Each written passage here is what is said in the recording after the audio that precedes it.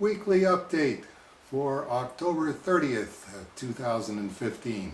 And picking up where we left off last week with the trip to the Illinois Bone and Joint Institute, preliminary diagnosis possibilities from Dr. DeLeon include Parkinson's disease. So that's one of the things that I'm going to be getting examined.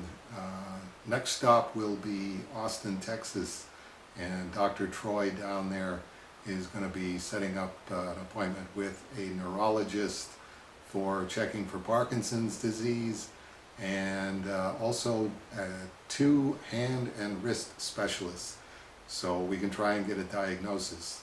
Again, as I've been telling you all along, as long as we get the same diagnosis from 3 hand wrist specialists, then I'm paying attention. And if all 3 of them say different things, I'm really not planning on risking my drawing hand with that kind of a mixed bag. Had a nice chat in Leamington with Greg Hyland, the cartoonist on Lethargic Lad, and he said he's had same sort of problem in both of his wrists for a while now, some sort of malady or other, and he ended up having the outpatient surgery that they talked about with me on his left wrist, and said there wasn't nearly this significant enough an improvement that he would risk it on his drawing hand. So the odds are very much against me going for surgery, even if that becomes the medical conclusion that that's exactly what you've got to do. Wouldn't it be ironic, I kept thinking while I was down there, that I would find out that I have Parkinson's disease on October 21st, 2015. You know, Back to the Future 2.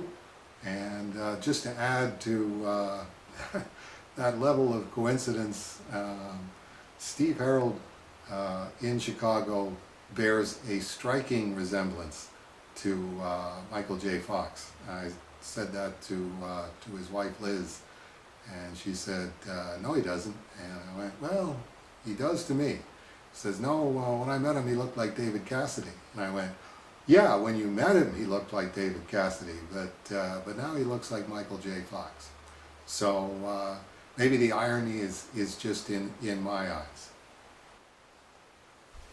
Here we are, synovitis, synovitis, and basic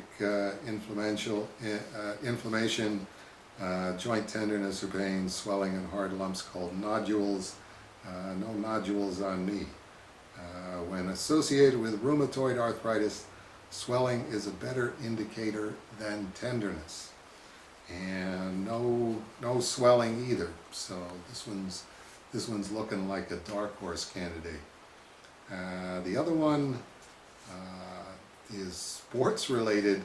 I don't think you can exclusively get it from sports injuries. Extensor carpi ulnaris pathology.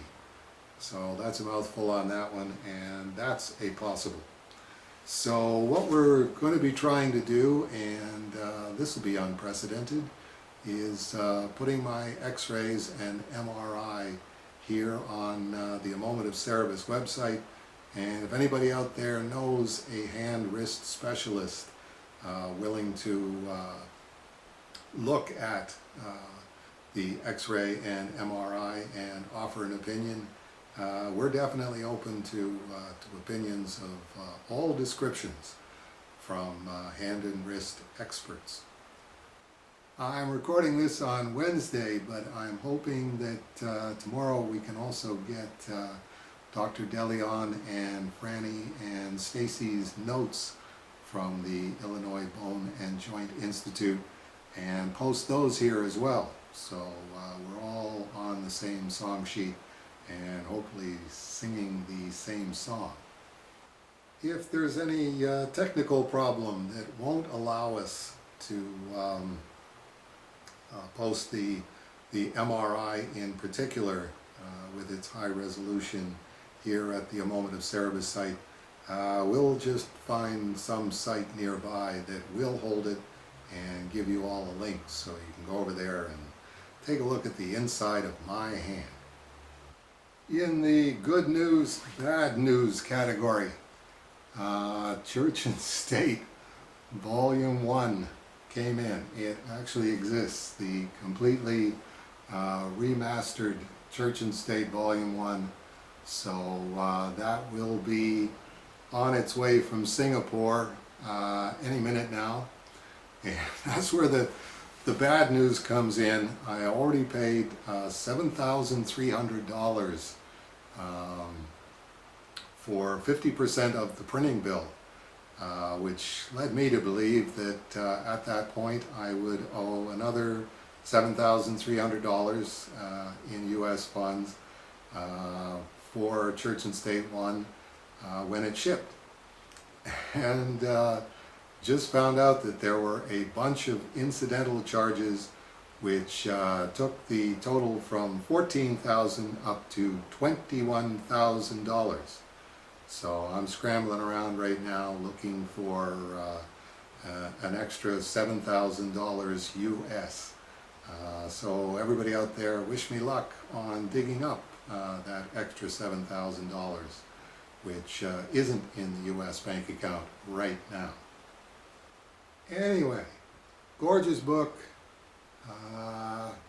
Definitely not a book that I'll be picking up with my right hand anytime soon. I think it was Derek McCulloch who decided instead of phone books, he was going to call them spider-womping volumes. I think we've moved up a weight class. We're now way past spider-womping, and we're into small mammal-womping volumes. And just when I thought I would be getting back to working on The Strange Death of Alex Raymond, in comes the second set of proofs for the Cerebus Cover Treasury book. So I've been going through that and making some changes and adjustments, but boy, it's going to be quite a volume when all of you finally get to see it.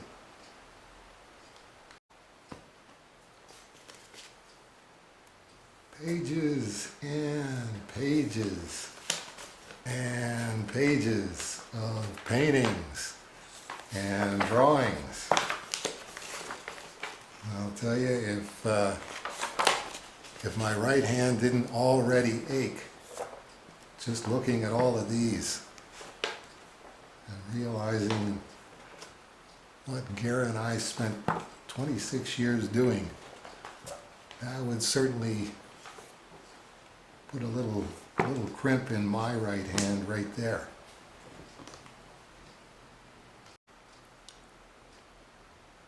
And Justin Eisinger at IDW and I, having talked it over, we've come to the conclusion that it'd be pretty cool to use the Dave Sim file copies for the covers where we don't have the access to the original artwork.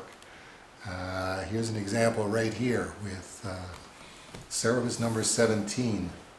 And I know there's a lot of people out there that really don't like the whole idea of CGC. I'm afraid you're reading the wrong guy's comic book, because I think there's nothing cooler than the Dave Sim file copies. As you can see, this one is a nearly perfect 9.9 signature series book.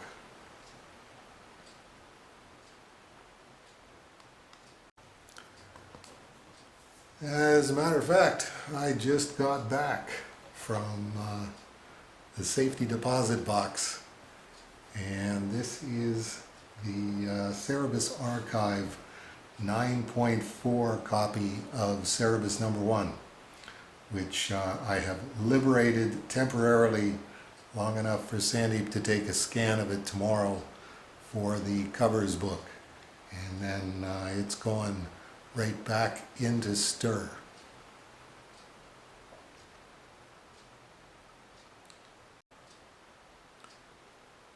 The other 9.4 that was in the Cerebus archive, we auctioned that to benefit Hero Alliance back in 2004, and that went for $10,000 US.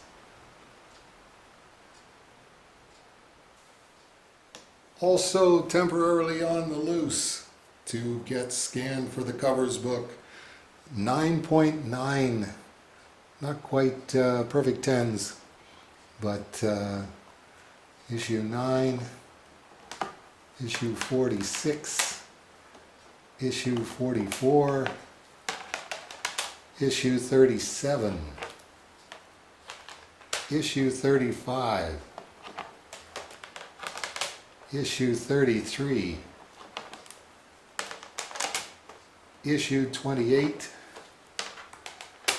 issue 27, and issue 18.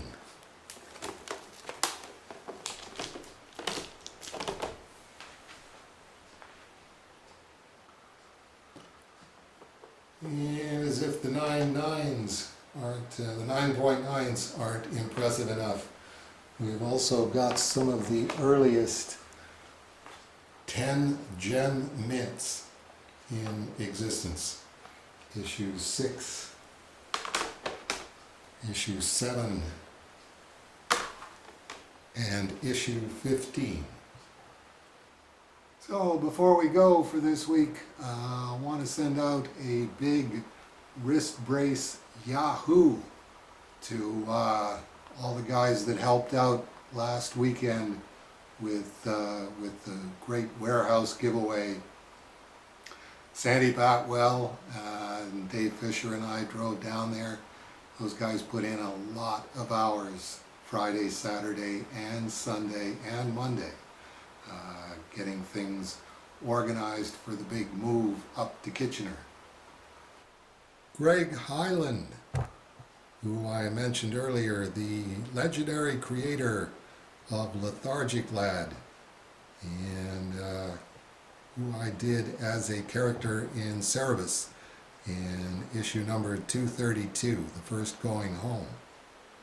And he showed up and did quite a bit of work on Saturday, along with Rob Walton. They both drove in from Toronto. And of course Rob Walton, the equally legendary creator of Ragmop.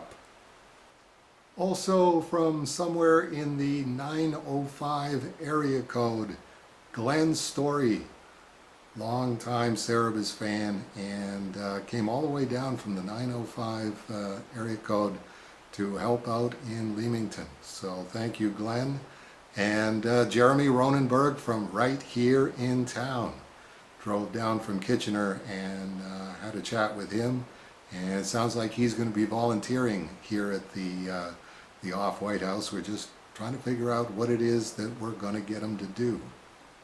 And we even had a couple of our neighbors to the south. USA, USA, USA.